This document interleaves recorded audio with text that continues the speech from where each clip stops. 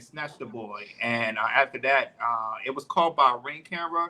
And then after that, it was an Amber Alert. And then a few days later, they found him. They found the boy safe and sound this Saturday. So, but yeah, this story was big this weekend of how he got abducted, and now he's safe. But go ahead, I can't play the clip, and after that, we'll chop it up. Friday in Milwaukee is now safe. You see it right here. Police spent the past day searching for him. He was abducted at gunpoint outside of his home Friday. He's also the subject of an overnight Amber Alert. Our Durante Matthews has been following this story all day. He joins us in studio now with what the family says is a rare ending in this case. Yeah, that's right, Sam. Jamal White's family tell me they have been through a lot just over the past 24 hours, not knowing where the 7-year-old was or even if he was alive. Now they tell me they can finally breathe knowing he's safe. An emotional ride would be the simplest way to describe Milwaukee over the weekend. It's a lot. I was almost had an anxiety attack, but my heart's still racing. Raven Jackson and Nikki Harrington can tell you firsthand. We haven't been able to sleep. We've been crying off and on. The two saw how in just a few minutes, sadness and suspense turned into celebration. I don't know. I'm happy. On Saturday, the women went from searching for their missing 7-year-old cousin to celebrating his return alongside dozens of cheering community members emotionally invested in finding him. Police say around 7 Friday night near 61st and Eustis, 7-year-old Jamal White was taken at gunpoint. Video shows a boy riding his bike down the sidewalk. Then a white Jeep pulls up behind it before a child can be heard screaming. Family members say that was Jamal. His screams echoed on through the block. The State Department of Justice issued an Amber Alert for Jamal just before midnight. They urged the public to be on the lookout for a white Jeep, the same make and model seen on the video. Early Saturday, we met up with Nikki and Raven conducting a search party. We just want Baby J to come home. But hours later... Oh my Lord, they got him. That's him. They got him. Jamal was found near 39th and Lloyd, safe and shaken up. He looked like he was scared. He looked like he was scared, but he was okay. It looked like he was happy to see us. A large crowd that gathered were also happy to see him alive. Family members say the community sharing his story was a big part in leading them here. They say they still don't know what led up to his abduction or his return, but they do know this. He's home, he's safe, and whatever happened, we're glad that he's here and he's alive. Because it's very rare that you get an outcome like this. Yes. And it was a great outcome, the one that they were looking for. Now, while the boy is safe, a number of questions remain unanswered. It's unclear if police have any suspects in custody or if they have any connection to the boy. Now, we've sent those questions to Milwaukee police, and as of right now, we have not heard back. Woo, that thing gave me chills, boy. Yeah, we talked about another attempt abduction in New York, and now this happened this week in Milwaukee, and right now this can happen anywhere. But go ahead, Ronnie, man. What's your take? Boy, when I saw this report, I ain't gonna lie, I had to do a reel on it. I had to get that thing out. That's the power of social media. That is the power of social media. As soon as that broke, everybody started posting that, and I'm so grateful, and that rarely happens. That rarely happens. And Hakeem just chilled when he called his father. To me, though, I keep telling, I don't know why these people leave their kids outside alone, unsupervised. Watch your kids, my God. Watch your kids. Do not leave them alone unsupervised. If they're under the age of 7, do not leave them alone. Always watch your children. Always. Always. Thank God, thanks to heavens, bro, that pretty much you have people moving fast, moving swiftly. Shout out to the Amber Alert. We need more success stories like this. Amber Alert need to be stronger, but people, make sure to watch your kids. To me, whenever they find out, Hakeem, I'm with you, and they find this guy, I'm gonna just be careful with what to say. But go ahead, Hakeem, you'll talk. Hey, don't be careful. No, hang him. You know what I mean? I want to be locked in the room, me and a couple bigger guys, greased up in oil, and we can do a fight match to the death. I agree. Now, here's the thing. Thanks to one of our viewers here, who they sent me the story and they was explaining to me what they gave me some inside information on this. One, the dad was there. The dad and the son was racing. One was in the back and one was there.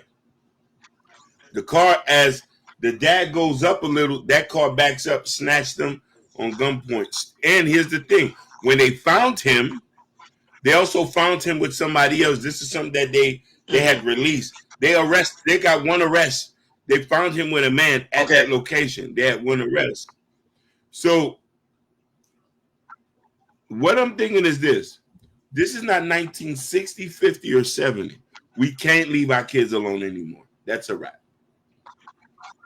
Like whoever are parents out there, y'all got to feel me. You can't leave your kids alone.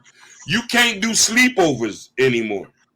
You can't let your kids go to the bathroom by themselves in a public place anymore. It's just that serious. Preach. You preaching. It's so sad to say this. You as a man got to go into the girls' bathroom to watch out for your daughter. You saw what happened in Florida. You saw what happened in Miami. You already know. You heard about that. Listen, I'm praying the boys at Stockade. I'm praying the boys at Stockade get them. At Metro West. I'm praying. I wish I had a bag. So now we're talking about we're in the age where we got to be more careful now. We need to have preemptive strikes and measure. We need to be careful even as adults. Some of y'all who's 40 and under, y'all can't go certain places either. Stay away from them sundown towns. So this is just a cautionary tale. Let's keep our extra eye on these kids.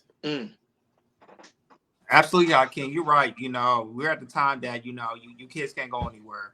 I remember, when I was little in my neighborhood, we probably have, we go outside, we probably have, on our street, we probably have maybe 3 or 4 people, either they'll come out, an older person, some people not be retired, they'll just come outside, chill, just watch the neighborhood, anything like that. And I'm like I said, Ryan, 2025, I don't know if people still do that right now, but we need that neighborhood watch ASAP and everything. But it's at the level that I told y'all, like my daughter gets old enough, I'm putting her into self-defense classes. Even though I can't be around most of the time, but most of the time she can be around me. But if there's a chance happening in school, after school activities, something like that, I want to make sure anything happens, she knows the way to defend herself and then run away. Because I'm looking at these stories, what happened in Milwaukee, and I definitely heard about that story in Miami. And that right there is like, yo, that kind of shook me right there. So, that right there, it's like, for me as a parent, I got to take extreme measurables and make sure my daughter prepare herself for any means necessary. And that's what I'm going to do as a parent. Hey, let me point this out. I want to give a shout out to one of my Facebook friends because they gave me this idea because they did this and they had a sleepover for their daughters. You know where they had the sleepover at? At the hotel. They invited the other girls to go sleep at a hotel. A sleepover the parents were in one room.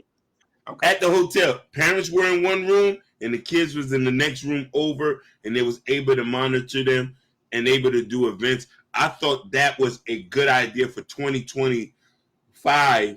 If you want to do sleepovers, you just book a hotel room and you're there and making it safe. The kids can still sleep in one room all together, take them in the morning, do an event. So I'm saying that there's things you can do to be safe with your kids and still not make them feel like they're being left out.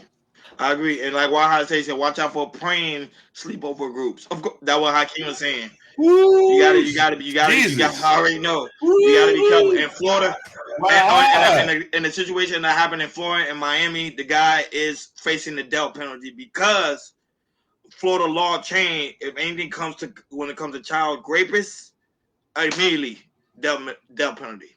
That's what he's facing. He 19. I don't care. Hang him. Off his head. Oh, they beat him down too. Before they arrested him, they beat him down. Jordan, they beat him down. Yeah, I heard. They went to where he was at. They gave him they beat him down. The police they beat him down. Luckily, the police came. He would have been gone. They beat him down. Hey, why? Don't do that, bro. You tripping? I'm gonna put my daughter into like I take self-defense classes, and if I can put her into not taekwondo, but